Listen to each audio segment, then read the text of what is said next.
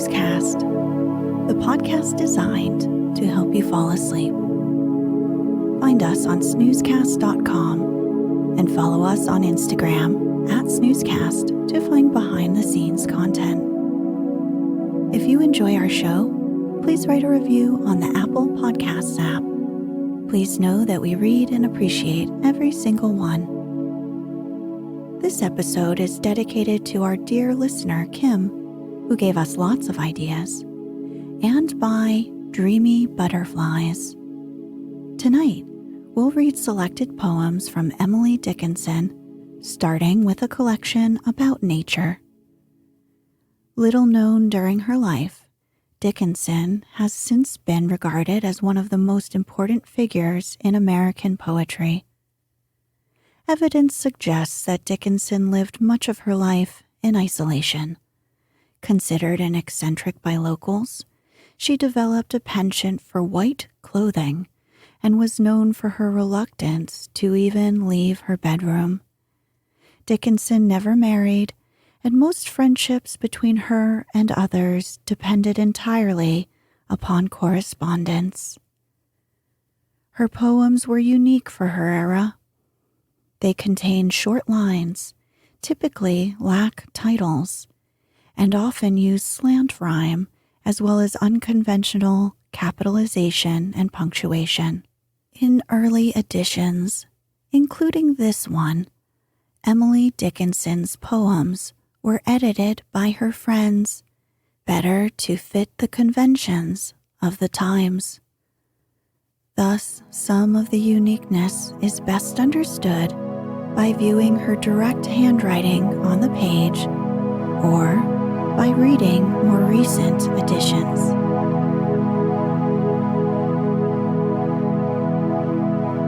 Let's get cozy. Close your eyes.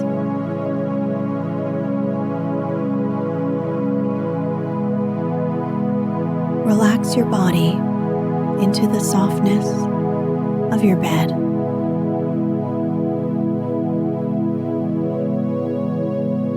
Now, take a few deep breaths.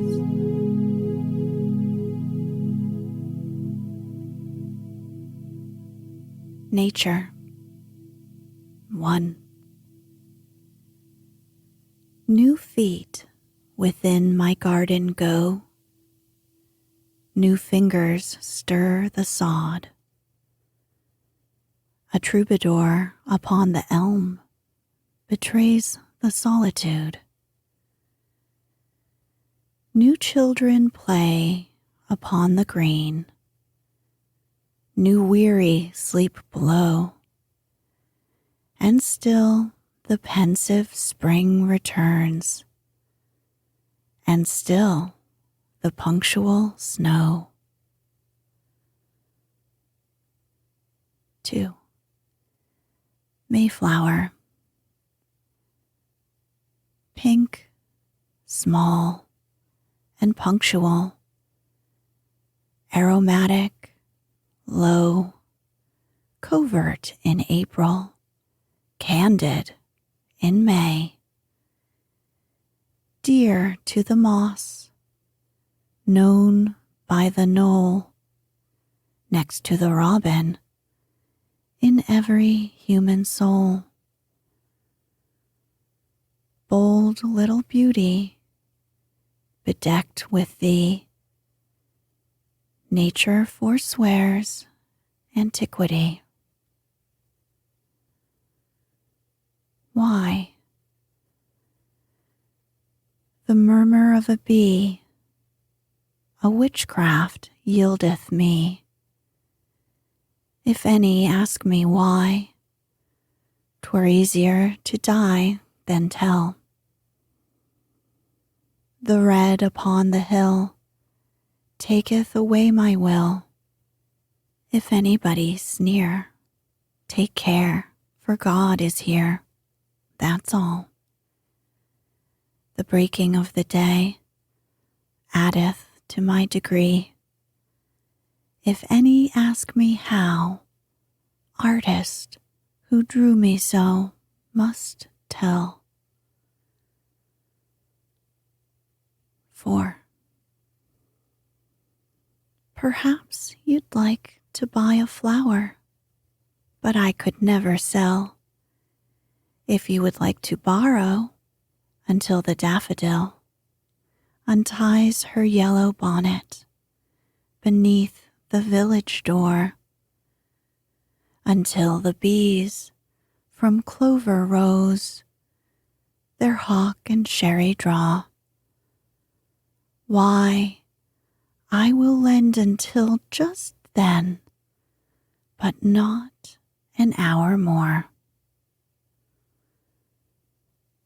5. The pedigree of honey does not concern the bee. A clover, any time, to him, is aristocracy. 6. A service of song. Some keep the Sabbath going to church. I keep it staying at home, with a bobolink for a chorister and an orchard for a dome. Some keep the Sabbath in surplus. I just wear my wings, and instead of tolling the bell for church, our little sexton sings. God preaches, a noted clergyman, and the sermon is never long. So instead of getting to heaven at last, I'm going all along. 7. The bee is not afraid of me. I know the butterfly. The pretty people in the woods receive me cordially. The brooks laugh louder when I come. The breezes madder play. Wherefore, mine eyes, thy silver mists? Wherefore, O summer's day? 8. Summer's armies.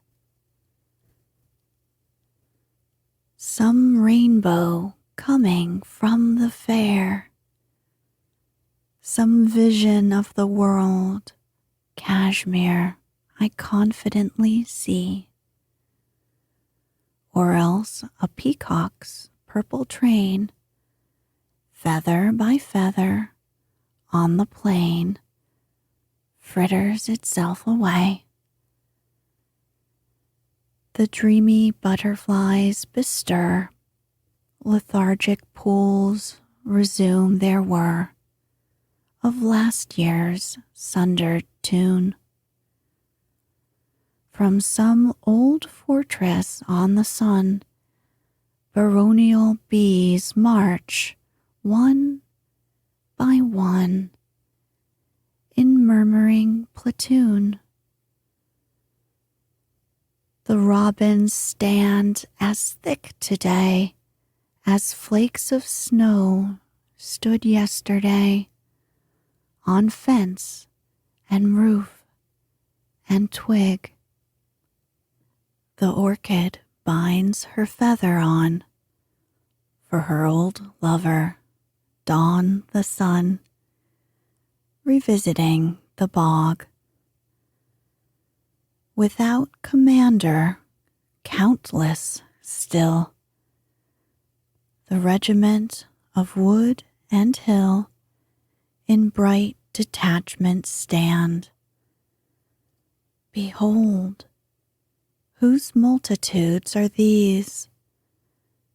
The children of whose turbaned seas, or what Circassian land?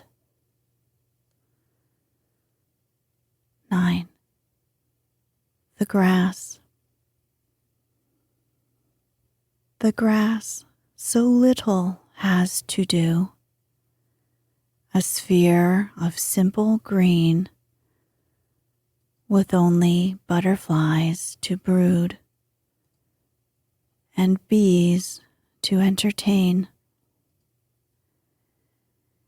and stir all day to pretty tunes the breezes fetch along,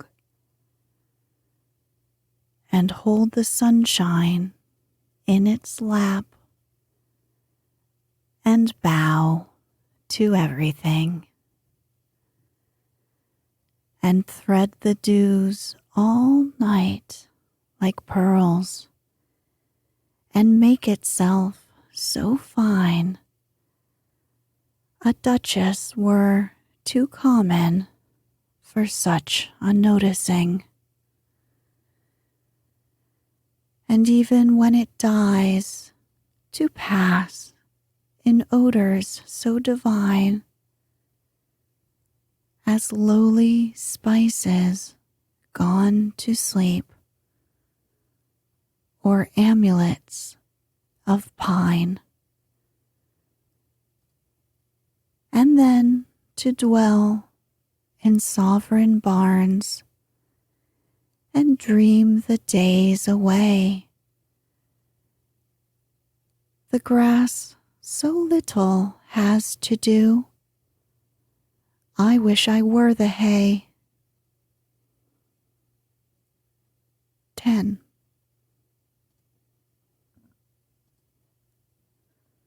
A little road not made of man, enabled of the eye, accessible to thill of bee, or cart of butterfly. If town it have beyond itself, 'tis that I cannot say. I only sigh, no vehicle bears me along that way. 11. Summer shower. A drop fell on the apple tree, another on the roof. A half a dozen kissed the eaves and made the gables laugh. A few went out to help the brook that went to help the sea. Myself conjectured, were they pearls, what necklaces could be. The dust replaced in hoisted roads. The birds, they sung.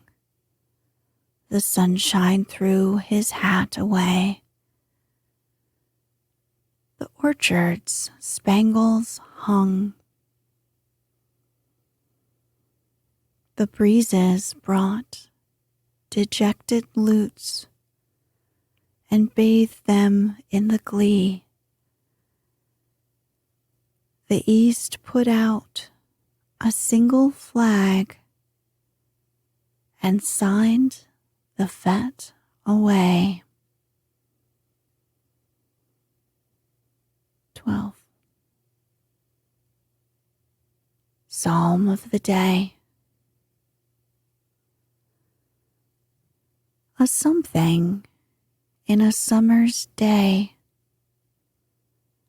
as slow her flambeau burn away, which solemnizes me.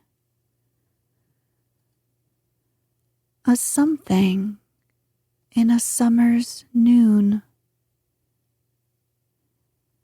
an azure depth, a wordless tune, transcending ecstasy. And still, within a summer's night, a something so transporting bright, I clap my hands to see.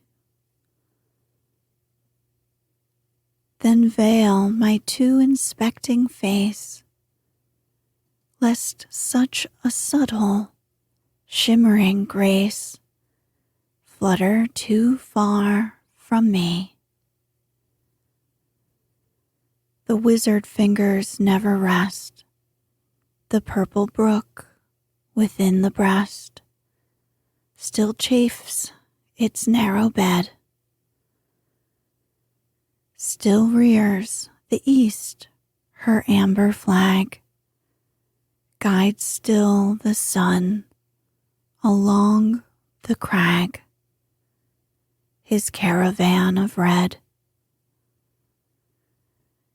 Like flowers that heard the tale of dews, but never deemed the dripping prize awaited their low brows, or bees that thought the summer's name some rumor of delirium no summer could for them, or arctic creature dimly stirred by tropic hint, some traveled bird imported to the wood,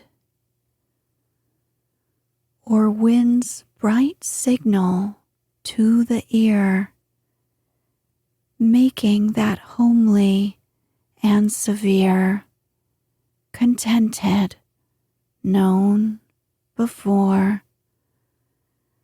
The heaven unexpected came to lives that thought their worshipping a too presumptuous psalm. 13. The Sea of Sunset. This is the land the sunset washes. These are the banks of the yellow sea, where it rose or whither it rushes.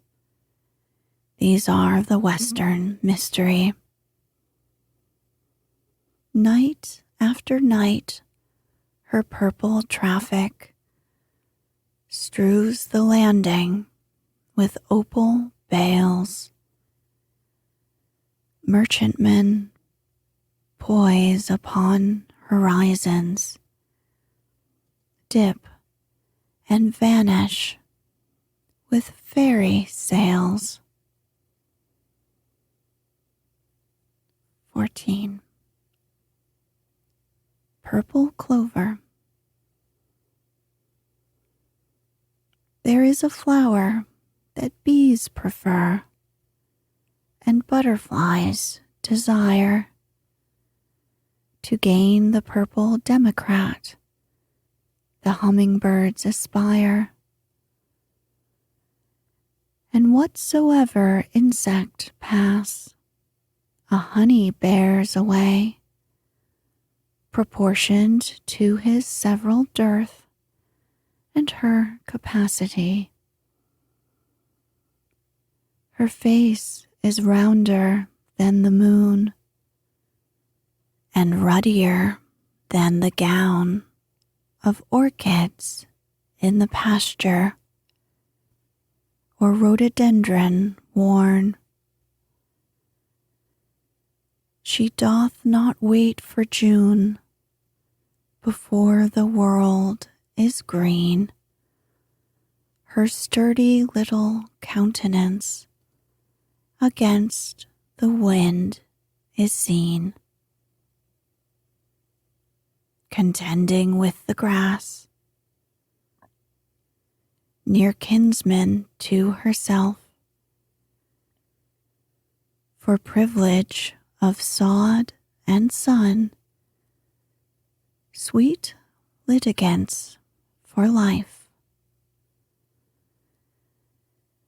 And when the hills are full and newer fashions blow, doth not retract a single spice for pang of jealousy.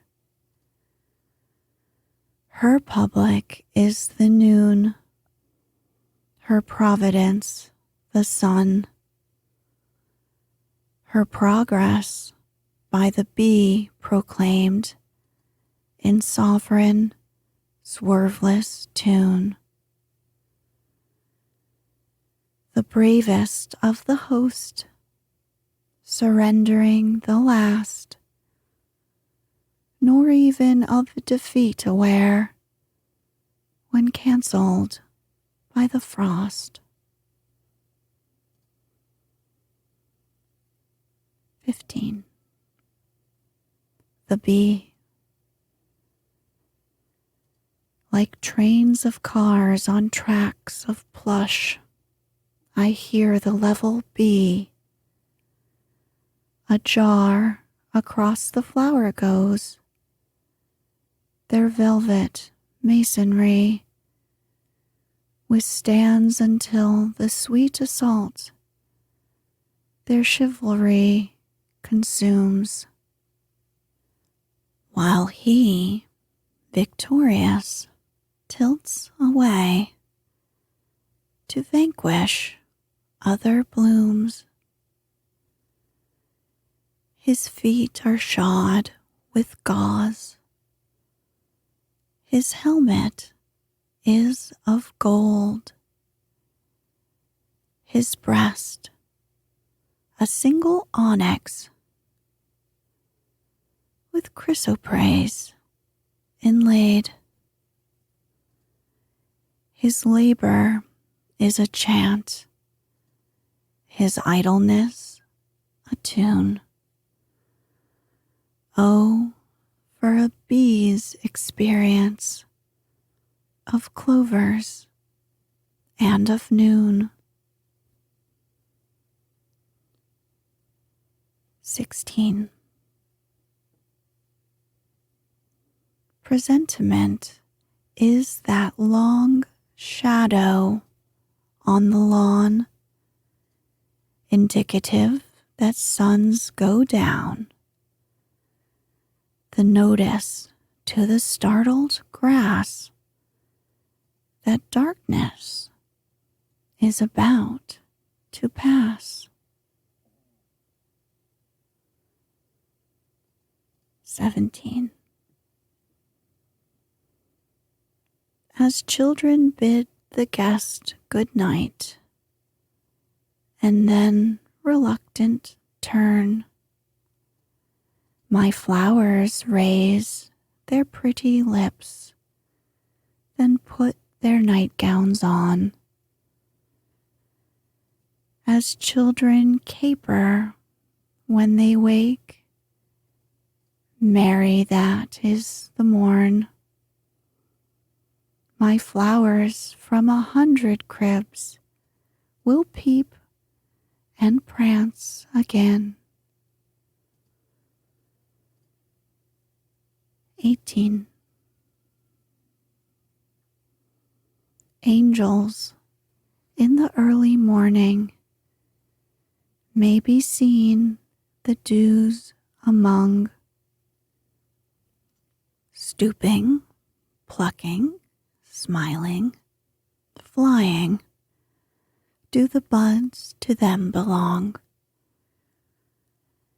Angels, when the sun is hottest, may be seen the sands among, stooping, plucking, sighing, flying. Parched the flowers they bear along. 19. So bashful when I spied her, so pretty, so ashamed, so hidden in her leaflets, lest anybody find.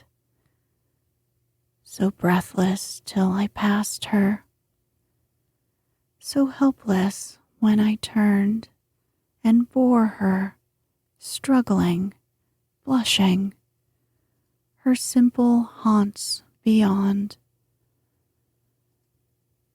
For whom I robbed the dingle, for whom betrayed the dell.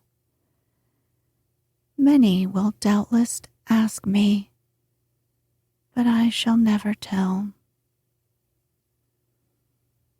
20. Two worlds. It makes no difference abroad. The seasons fit the same. The mornings blossom into noons and split their pods aflame. Wild flowers kindle in the woods. The brooks brag all the day.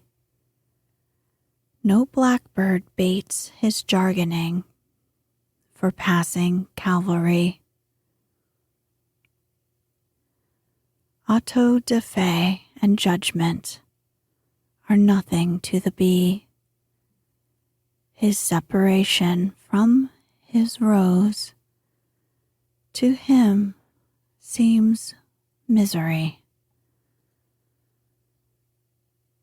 21. The mountain. The mountain sat upon the plain in his eternal chair, his observation omnifold, his inquest everywhere. The seasons prayed around his knees, like children round a sire.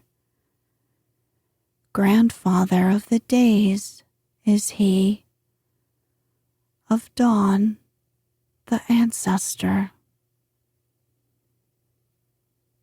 22. A day.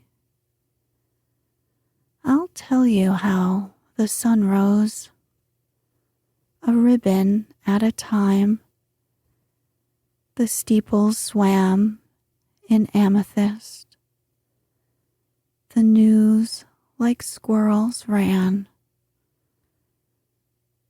The hills untied their bonnets. The bobolinks begun. Then I said softly to myself, that must have been the sun. But how he set, I know not.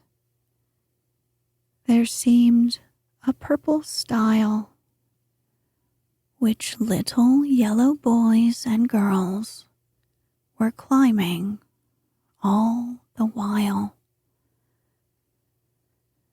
till when they reached the other side, a dominie in gray put gently up the evening bars and led the flock away.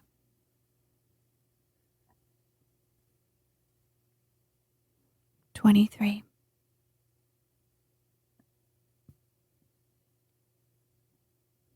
The butterfly's assumption gown in chrysoprase apartments hung, this afternoon put on.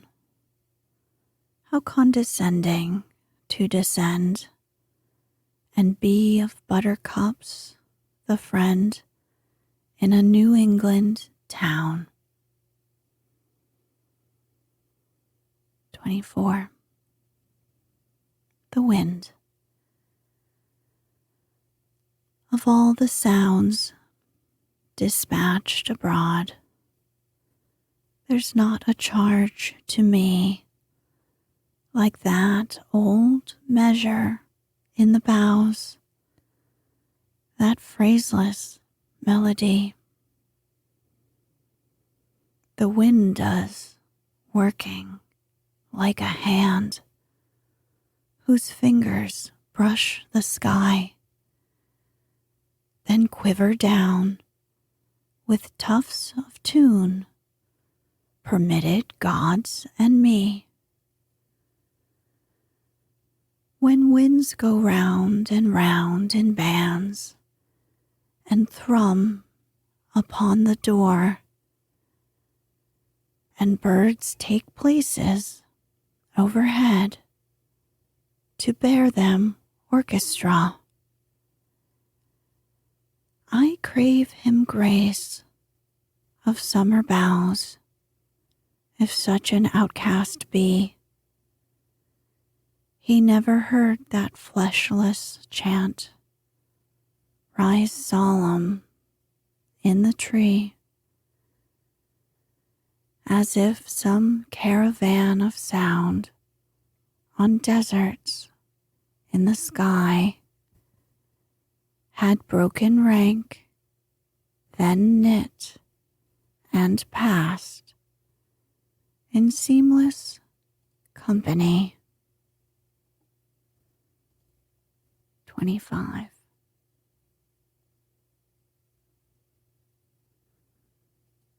"'Twas later when the summer went than when the cricket came, and yet we knew that gentle clock meant naught but going home. 'Twas sooner when the cricket went than when the winter came,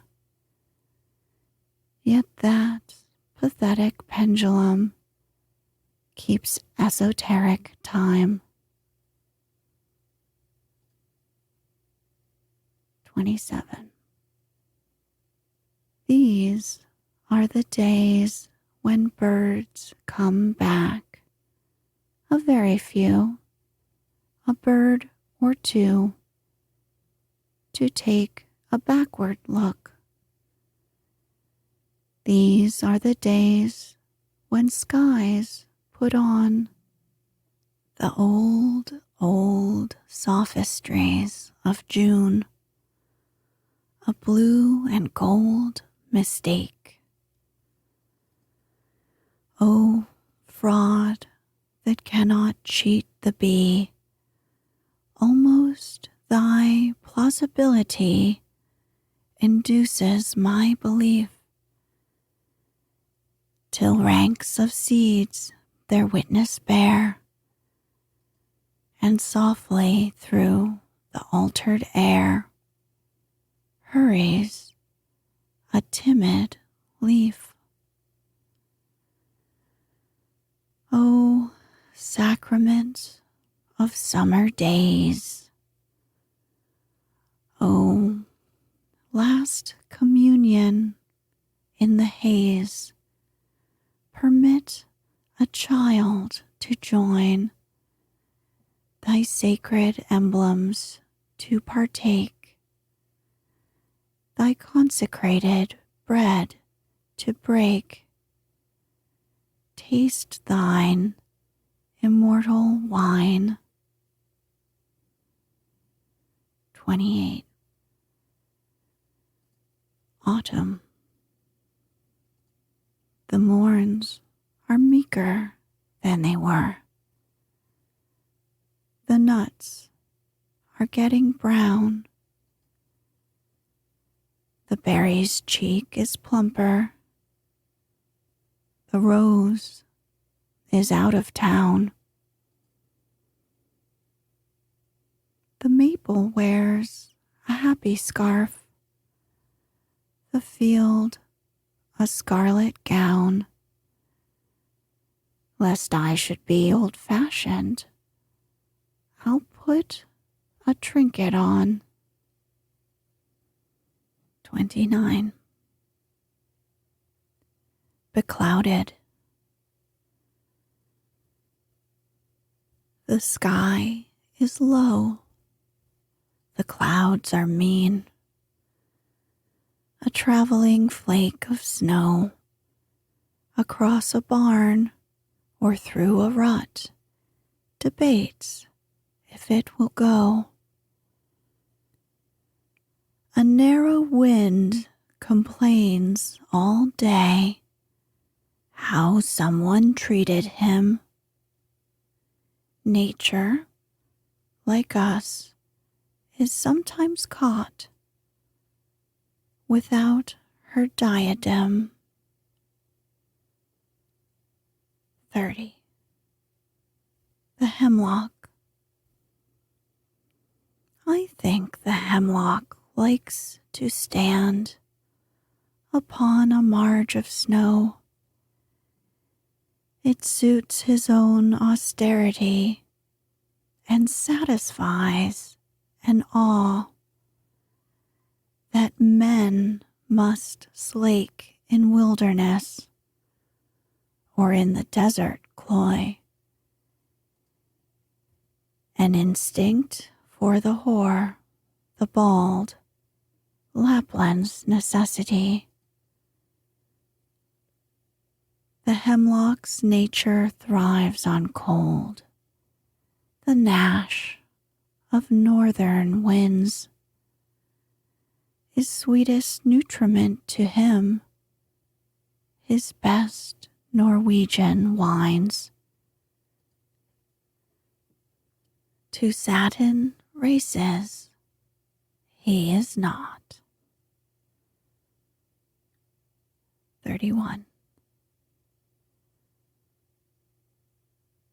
There's a certain slant of light on winter afternoons that oppresses like the weight of cathedral tunes. Heavenly hurt it gives us. We can find no scar, but internal difference where the meanings are. None may teach it anything.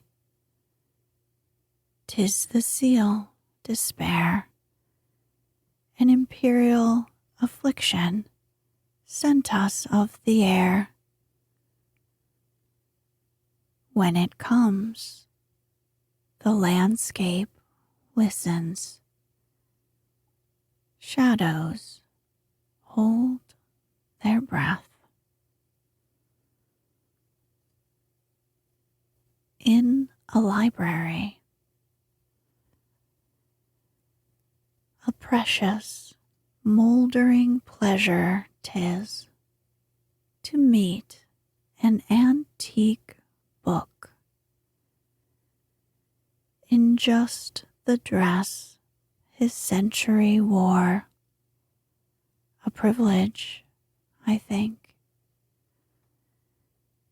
His venerable hand to take, and warming in our own, a passage back or two to make to times when he was young.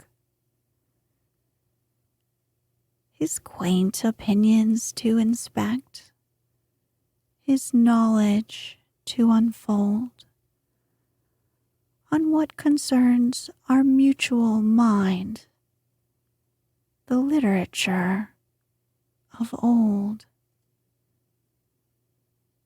What interested scholars most, what competitions ran when Plato was a certainty and Sophocles a man, when Sappho was a living girl and Beatrice wore the gown that Dante deified. Facts centuries before. He traverses familiar, as one should come to town and tell you all your dreams were true. He lived where dreams were sown. His presence is enchantment You beg him not to go. Old volumes shake their vellum heads and tantalize just so. A book. He ate and drank the precious words. His spirit grew robust. He knew no more than he was poor, nor that his frame was dust. He danced along the dingy days, and this bequest of wings was but a book. What liberty a loosened spirit brings. Alter when the hills do,